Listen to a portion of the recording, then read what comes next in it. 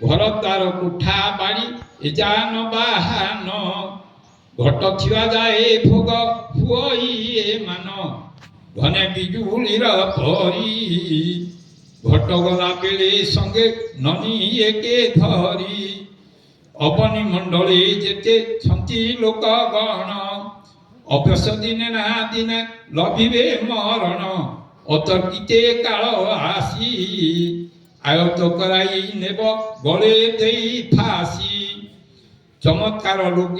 চমৎকার লাগে লোকে জানি শুনি এহা চলুছন্তি কিংবা মায়া মোহে হই স্নেহা চাহু চাহু প্রাণ বায়ু চালি যায় কেনে তাকু ন দেখন্তি আউ ছটপট হই অতি কষ্টরে সে প্রাণ ছাড়ই প্রাণী মরণ কালে প্রমাণ ছানিয়া লাগে দেখিলে ছাড়ে নাহি মৃত্যু তার সময় আসিলে জন্ম হেবানি অত মরণ হি সত্য জীব জগতরে কাল বল আধিপত্য জানি শুনি যে কথা জঞ্জাল জাল ভিতরে খেলা অত মথা ঝাঁপিনি কাল তাকু সঞ্চান ধরিণ ঝরে তানু কোণ লোহত ঝরিণ ঝাম মায়া বনে ସେହି ঝুঁটি পড়ি দুঃখ ক্লেশ ভোগ করুথাই নর হেতু চেতা মৃত্যু সমୟରେ নর দেহ যাই নর কর আলୟରେ নিশ্চে হুই পতন নর খঞ্জি ঘরে তাকু আত্মীয় স্বজন টান গর্ব অভিমান কেণে চালি যায় তাহিটা পরাজে রঙ রহস্য নথায়ে টলি গলে গলা সবু টিকিয়ে সুকৃত থিলে তরি ঠান্তা ভবু টিকিয়ে যদি সুকৃତ ଥିଲେ সেই ভবরূপক সংসারু তরি যাইଥାନ୍ତା ସେଇଭଳି ହୁଏତ ମଦନ ଦାସ ଭାଗ୍ୟ ତପସ୍ୟା ନେଇକିରି ଭରକୂଳରେ ଜନ୍ମ ହେଇ ଧାର୍ମିକ ପିତାମାତାଙ୍କ ଔରସରୁ ସେ ସଂସ୍କାରିତ ହେଇକିରି ବେଦ ବେଦାନ୍ତ ଆଦି ଅଧ୍ୟୟନ କରି ଗୁରୁ ସେବା କରିକିରି ମୁଁ ତାଙ୍କୁ ଛୁଆ ସମୟରୁ ବିଜାପାଲି ମହିମାଶ୍ରମରେ ଯେତେବେଳେ ବାର୍ଷିକ ଉତ୍ସବ ହୁଏ ବୈଷ୍ଣବଚରଣ ବାବାଙ୍କର ଥିବା ଅବସ୍ଥାରେ ସେ ବୈରାଗ୍ୟ ଅବସ୍ଥାରେ ସେ ଆସନ୍ତି ରାମେଶ୍ୱର ବାବାଙ୍କ ସହିତ ସେ ସମୟରେ ଦେଖିଛି ତାଙ୍କର ସ୍ୱଭାବ ଚରିତ୍ର ଅତି ଉଚ୍ଚ କୋଟିର ଆଉ ପରେ ମଧ୍ୟ ଯେତେବେଳେ ମୁଁ ପଶ୍ଚିମବଙ୍ଗରେ ଯାଇକରି ଭ୍ରମଣ କରୁଥାଏ ସେଠି ବି ଯାଇକରି ସେ ପହଞ୍ଚିଥାନ୍ତି ଉଭୟ ଆମେ ବହୁତ ତାଙ୍କର ସଦ୍ଗୁଣ ଗୁଡ଼ିଏ ଥିଲା ହୁଏତ ସମସ୍ତେ ସେହି କାଳସ୍ରୋତରେ ଯିବା କିନ୍ତୁ ସେ ଅଚ୍ଛେଦ୍ୟ ଅଭେଦ୍ୟ ଆତ୍ମା ଅବିନାଶୀ ସେ ପୂର୍ବରେ ଥିଲେ ବର୍ତ୍ତମାନ ଅଛନ୍ତି ଭବିଷ୍ୟତରେ ବି ଥିବେ ଏ ପଞ୍ଚଭୌତିକ ଶରୀରଟାକୁ ସେ ଛାଡ଼ି ଚାଲି ଯାଇଛନ୍ତି ଯେଭଳି ଗୀତାରେ ଲେଖା ଅଛି ଯେମନ୍ତ ପୁରୁଣା ବସ୍ତ୍ର ତେଜି ଲୋକ ଗଣ କରନ୍ତି ନୂତନ ବସ୍ତ୍ର ଖଣ୍ଡ ପରିଧାନ ସେହି ରୂପେ ଜୀର୍ଣ୍ଣ ଦେହ କରି ପରିହାର ଗ୍ରହଣ କରେ ଆତ୍ମା ନୂତନ ଶରୀର ସେ ପୂର୍ବରେ ଥିଲେ ବର୍ତ୍ତମାନ ଅଛନ୍ତି ଆଉ ଭବିଷ୍ୟତରେ ମଧ୍ୟ ଥିବେ ତାଙ୍କର ଅନେକ ଗୁଡ଼ିଏ ସଦ୍ଗୁଣ ଥିଲା ଭଜନ ଏତେ ସୁନ୍ଦର ଭାବରେ ଖଞ୍ଜଣି ବଜେଇକିରି ବରଗଡ଼ରେ ଆଉ ଆମର ପ୍ରତ୍ୟେକ ଜାଗ ଯଜ୍ଞ ମାନଙ୍କର ଭୁକ୍ତାରେ ସବୁ ଜାଗାରେ ସେ ଯୋଗ ଦେଉଥିଲେ ହୁଏତ ମହିମା ସମାଜରେ ବର୍ତ୍ତମାନ ବହୁତ କ୍ଷତି ହେଇଛି ଯାହାକି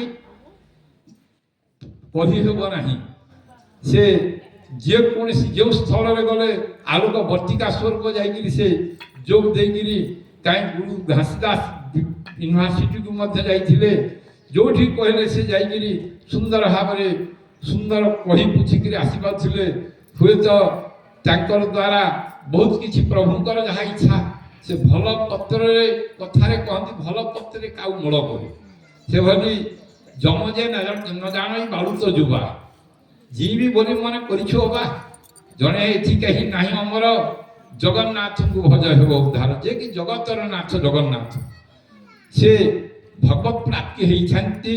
ହୁଏତ ଯାହାର ବିନା ପୂର୍ବ ସୁକୃତ ନଥିଲେ ସାଧୁ ସନ୍ଥ ହେବାଟା ଏଇଟା ବି ସହଜ କଥା ନୁହେଁ। ଶାସ୍ତ୍ର ଲେଖା ଅଛି କୁଳମ୍ ପବିତ୍ରମ୍ ଜନନୀ ପିତାଥା ବସନ୍ତି ଧରା ଧର୍ମ ପିତୃଲୋକେ ଚାଳ ସ୍ୱର୍ଗେ କରନ୍ତି ନର୍ତ୍ତନ। ଯେଉଁ କୂଳେ ଭାଗ୍ୟ ଥାଏ ସେ କୂଳେ ବୈଷ୍ଣବ ହୋଇ ଜନମ ଏହି କଥା ଜାଣ ଧ୍ରୁବ। ବିନା ପୂର୍ବ ସୁକୃତ ନଥିଲେ ଆପେ ତରି ଗୃହ ଜନଙ୍କୁ ତାରିବ ଶପଥ ପୁରୁଷ। ବୈରାଗୀ ଭକ୍ତବୃନ୍ଦ ତଥା ମହିମା ସମାଜ ପଶ୍ଚିମାଞ୍ଚଳ ସମସ୍ତ ସାଧୁସନ୍ଥଙ୍କର ଆଗମନ ହୁଏତ ଏହି ଦୃକ୍ପାଲି ପବିତ୍ର ପୀଠ ଏହା 64 ସିଦ୍ଧ କୃପାସିନ୍ଧୁ ବାବାଙ୍କ ଦ୍ୱାରା ପ୍ରତିଷ୍ଠିତ ଆଶ୍ରମ। ଆଉ ତାଙ୍କ ପ୍ରିୟ ଶିଷ୍ୟ ହିଙ୍ଗଳ ବାବା ମହୋଦୟ ଏଇଠି ବହୁତ ସମୟ ଅତିବାହିତ କରିଥିଲେ। ତାଙ୍କର ଶିଷ୍ୟ ସୋମାରୁ ବାବା, ମନବୋଧ ବାବା ଆଉ ଜଟି ବାବା, ଚୈତନ୍ୟ ବାବା ପ୍ରଭୃତି ଏହି ସ୍ଥାନରେ ଅନେକ 64 ସିଦ୍ଧ ପୁରୁଷମାନେ ମଧ୍ୟ ପଦାର୍ପଣ କରିଛନ୍ତି। ହୁଏତ ଏହି ପବିତ୍ର ସ୍ଥାନ ବହୁତ ଦିନରୁ ମୁଁ ଶୁଣେ, କିନ୍ତୁ ମୋ କପଡ଼ା ଅବସ୍ଥାରେ ମଧ୍ୟ ମୁଁ ଆସିକିରି ଦେଖିକିରି ଯାଇଥିଲି। ସେ ସମୟରେ ଜଟି ଦାସ ଥିଲେ ଏବଂ ଚୈତନ୍ୟ ଦାସ କପୁନ୍ଧାରୀ ଅବସ୍ଥାରେ ଥିଲେ। ମୋର କପଡ଼ା ଅବସ୍ଥାରେ ମୁଁ ଆସିଥିଲି। ତାପରେ ବଳକଳ ପରେ ମଧ୍ୟ ମୋର ଯାହା ମନେ ହେଉଛି 96 କି 97 ମସିହାରେ ଏଠିକି ଆସିଥିଲି। ସେ ଯାହା ବି ହେଉ ଯିବା ଆସିବା ମଝି ମଝି ବରୁଣ ବାବାଙ୍କ ସହିତ ମଧ୍ୟ ଥରେ ଆସିଥିଲୁ 2005ରେ ବୋଧେ, ଯାହା ଅନୁମାନ ମୋର ହେଉଛି। ତାହେଲେ এই ପବିତ୍ର ଜାଗାଟି ସାଧୁସନ୍ଥଙ୍କର ବହୁତ, এই ଗ୍ରାମବାସୀ ବହୁତ ଭାଗ୍ୟବାନ ଯେ ଯାହା ବି ହେଉ ସାଧୁସନ୍ଥଙ୍କର ଦର୍ଶନ ଲାଭ କରୁଥିଲେ। ମଝିରେ ଅନେକ ଝଡ଼ଝଞ୍ଜା ନେଇକି ଆଶ୍ରମର ଟିକେ ଜରାଜୀର୍ଣ୍ଣ ଅବସ୍ଥା ଥିଲା। ଯାହା ବି ହେଉ ସାଧୁମାନଙ୍କର ସୁଦୃଷ୍ଟିରୁ ଆଉ ଯୋଗେନ୍ଦ୍ର ଦାସ, ଯୋଗେଶ୍ୱର ବୈରାଗୀ ଫୋନ୍ କଲେ ଯେତେବେଳେ ମୁଁ କହିଲି ଟିକେ ଦୁରିଆ ରାସ୍ତା ହେବ, ମୋ ପକ୍ଷରେ କେ ଜାଣେ ସମ୍ଭବ ହେବ କି ନାହିଁ ଯେ ବୋଲି ମୁଁ ଟିକେ ଫୁସୁର ମୁସୁର ହେଇକିରି ନୀରବ ରହିଲି। ପୁଣି ଚିନ୍ତା କଲି ମଦନ ଦାସ ଇଏ ଜ୍ଞାନୀ, ବେଦ ବେଦାନ୍ତ ଦର୍ଶନ ଶାସ୍ତ୍ର ଇତ୍ୟାଦି ତାଙ୍କର ଅଗାଧ ପାଣ୍ଡିତ୍ୟ ଥିଲା। ସେ ଯେଉଁ ସ୍ଥାନରେ ଡାକିଲେ ହଠାତ୍ ପହଞ୍ଚୁଥିଲେ। ହୁଏତ ତାଙ୍କର କୌଣସି ଅଭିମାନ, ଗର୍ବ କି ଭାବନା କିଛି ନଥିଲା। ସୁନ୍ଦର ଭାବରେ ଭଜନ ଗାଇ ଆଉ ସୁନ୍ଦର ଭାବରେ ପ୍ରବଚନ କରୁଥିଲେ। ଶହ ଶହ ହଜାର ଲୋକଙ୍କୁ ସେ ମୁଗ୍ଧ କରିପାରୁଥିଲେ। ତାଙ୍କର ମାନେ ନମ୍ର ବିନୟ ଭାବ ବହୁତ ଗଭୀର ଥିଲା। ହୁଏତ ତାଙ୍କୁ ଚିହ୍ନିବାଟା ଜାଣିବାଟା ସହଜ ନୁହେଁ। ଯେଭଳି ବର୍ତ୍ତମାନ ଆମର ନିକଟରେ ଅଛନ୍ତି ସାଧୁ ନୃସିଂହ ଦାସ, ଇଏ ମଧ୍ୟ ବହୁତ ଜ୍ଞାନୀ, ଇଏ ମଧ୍ୟ ବହୁତ ନିରଭିମାନୀ। ତାଙ୍କର ତ୍ୟାଗ, ତାଙ୍କ ସରଳତା ବହୁତ କିଛି ଅଛି ଯାହା ସାଧୁର ଲକ୍ଷଣ ଗୀତା ଭାଗବତ ଆଦି ଅଛି। ସବୁ ଗୁଣରେ ସେ ଅଳଙ୍କୃତ। ସେହିଭଳି ମଦନ ଦାସ ମଧ୍ୟ ତାଙ୍କର ବହୁତ ଗୁଣରେ ସେ ବିଭୂଷିତ ଥିଲେ। ହୁଏତ ମନୁଷ୍ୟ ଜୀବନ ପାଣିର ଗାର, ଆଜି ଅଛି କାଲି ନଥିବ। ଯିଏ କେହି ହୁଅନ୍ତୁ, ଇନ୍ଦ୍ର ହଉ, ଚନ୍ଦ୍ର ହଉ, ବ୍ରହ୍ମା ହେଉ, ବରୁଣ ହେଉ, ଦେହ ଧାରଣ କରିବା ମାତ୍ରେ ମୃତ୍ୟୁଟା ସୁନିଶ୍ଚିତ। କାହିଁକି ଶଙ୍କରାଚାର୍ଯ୍ୟ ଲେଖିଲେ ଅଷ୍ଟକୁଳାଚଳ ସପ୍ତ ସମୁଦ୍ରା ବ୍ରହ୍ମା ପୁରନ୍ଦର ଦିନକର ରୁଦ୍ରା ନକ୍ତଂ ନାୟଂ ନାହଂ ଲୋକଃ ତଦେବି କିମଚ୍ଛତ୍ରତି ଶୋକଃ। ଏହି ଅଷ୍ଟକୁଳାଚଳ, ଏହି ସପ୍ତ ସମୁଦ୍ର, କିବା ଇନ୍ଦ୍ର, କିବା ସୂର୍ଯ୍ୟ, ବ୍ରହ୍ମା ମହେଶ୍ୱର, କିବା ତୁହି, କିବା ମୁହିଁ, କିବା ଏ ସଂସାର, କେହି ନ ରହିବେ ତେବେ ଶୋକ କିମ୍ପାକର। ମାନେ କାଳ ସ୍ରୋତରେ ଦିନେ ସମସ୍ତଙ୍କୁ ଯିବାକୁ ହବ। କେହି ରହି ନାହିଁ, ରହିବେ ନାହିଁ କି ଭବରଙ୍ଗ ଭୂମି ତଳେ, ସର୍ବେ ନିଜ ନିଜ ଅଭିନୟ ସାରି ବାହୁଡ଼ିବେ କାଳ ବଳେ। କାଳ ସ୍ରୋତରେ ସମସ୍ତଙ୍କୁ ଦିନେ ଯିବାକୁ ହବ। ଏ ବିଷୟରେ ତାହା ମୃତ୍ୟୁ କଥା କିଏ ଜାଣେ ବୋଲି ଗୋଟେ ଜ୍ୟୋତିଷା ବୈଷ୍ଣବଚରଣ ବାବା ମହୋଦୟ ଲେଖିଛନ୍ତି। ସେଥିରୁ 2-4 ଶବ୍ଦ ମୁଁ ସୂଚନା ସ୍ୱରୂପରେ କହିଦେଉଛି। କହ କିଏ କେତେ ଦିନ ବଞ୍ଚିବା ସଂସାରେ, ତାଳ ସ୍ରୋତ ନୀରେ ଭାସି ଯାନ୍ତିଏ ରସାରେ କାହିଁକି କେତେ ଗଲେଣି କିଏ କି ପଦାର୍ଥ କେବେ ସଙ୍ଗରେ ନେଲେଣି ଖିଆଲ ନାହିଁ ନା ମୃତ୍ୟୁ ବସିଛି ମୁଣ୍ଡରେ ଖେଳ ଭୋଲେ ମାତି ପଡୁ ପ୍ରକୃତି କୁଣ୍ଡରେ ଖେଳ ଭାଙ୍ଗି ଗଲେ କାହିଁ ଖସି ଚାଲି ଯାଏ ଯିବ ଆତ୍ମା ଦିଶେ ନାହିଁ ଗରିବ ଧନୀ ବା ରାଜା କିବା ମହାରାଜା ଗଲା ଗଲା ବୋଲି ବାଜି ଉଠେ ତୁଣ୍ଡ ବାଜା ଗତ ହୋଇ गले ସେହି सर्व एव हि तस्य संजनयन हर्षं कुरु पितामह तिंगनादं विनोद्योत्सहि संकीर्तनो प्रतापवान् तथा शङ्काशवीर्यस्य पाण्डवानागोप्ता साशैवाभ्यानन्दसप्तकमलो भवत् तथा दीर्घैर्युक्ते माति चन्दने स्थितो माधवा पाण्डवस्यैव दिव्यो शङ्को प्रदत्तो पाञ्चजन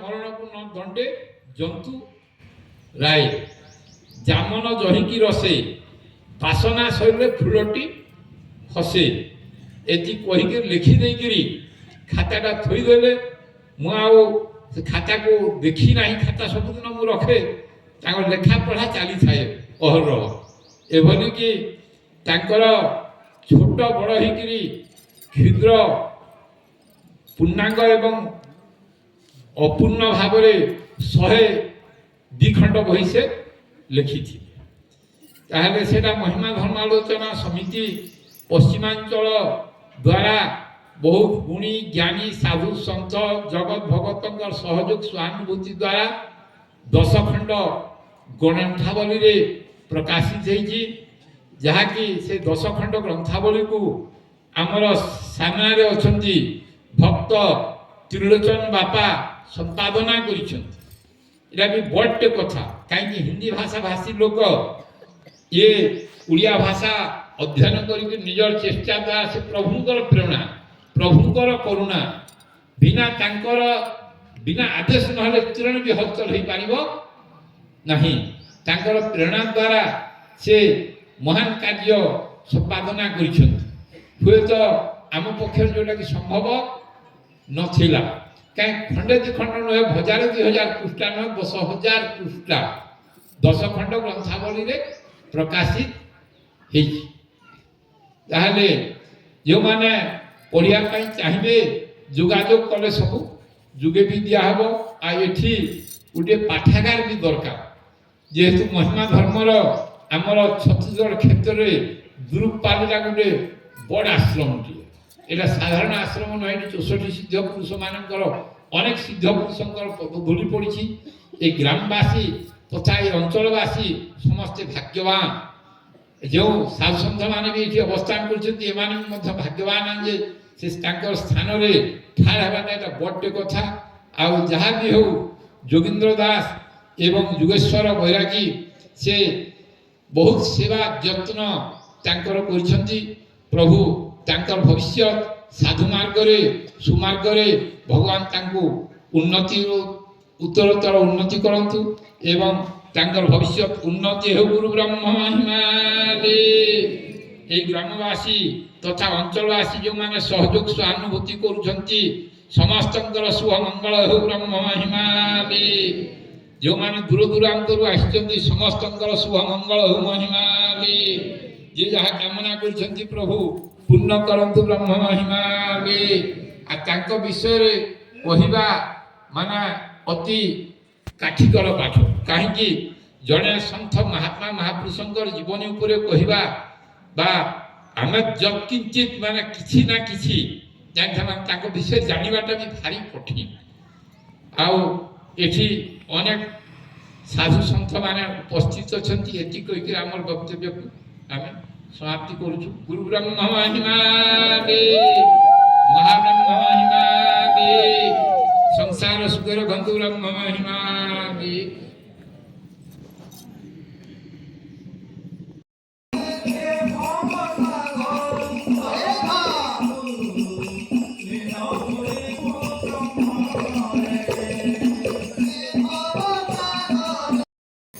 महिमाले महिमाले महिमाले महिमाले महिमाले महिमाले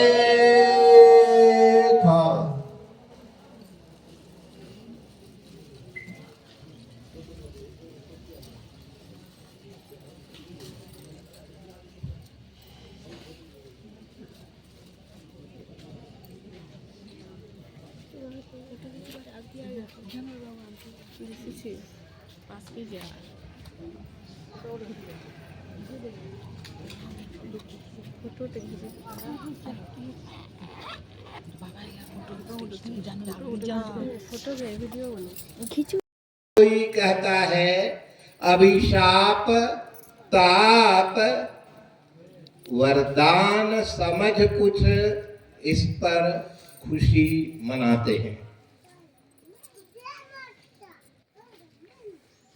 किसके रोने से कौन रुका है कभी यहाँ। हम छाती पीट कर रोते हैं कोई गुजर जाए। किसके रोने से कौन रुका है कभी यहाँ। जाने को ही आए हैं सब सब जाएंगे। दिया है आंसू का प्रवाह नभ ने सूनापन विकल विधुर उच्छ्वासों का।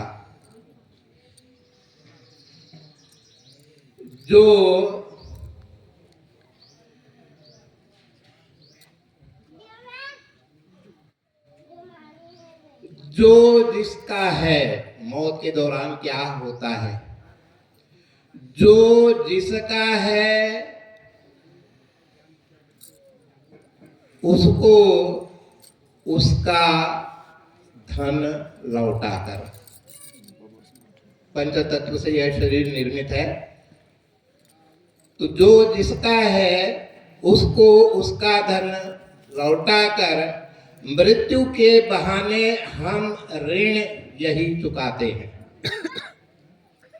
मृत्यु के बहाने हम ऋण यही चुकाते हैं।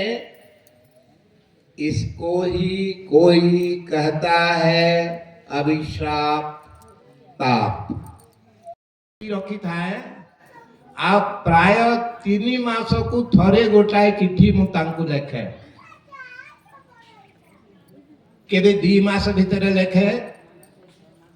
मो लेखिबार मात्र गोटिए प्रयोजन थाए जे केते दुख कष्ट करी पिंदंती वृक्ष बकल नेत्रे देखुछ सकल अतिथि प्राय बुलंती धर्म दांडे।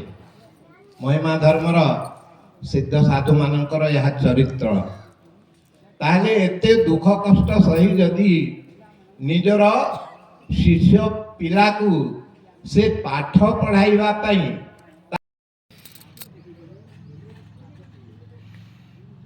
अपने आप को बचा नहीं पाते, सबके सामने यह सवाल आ खड़ा होता है,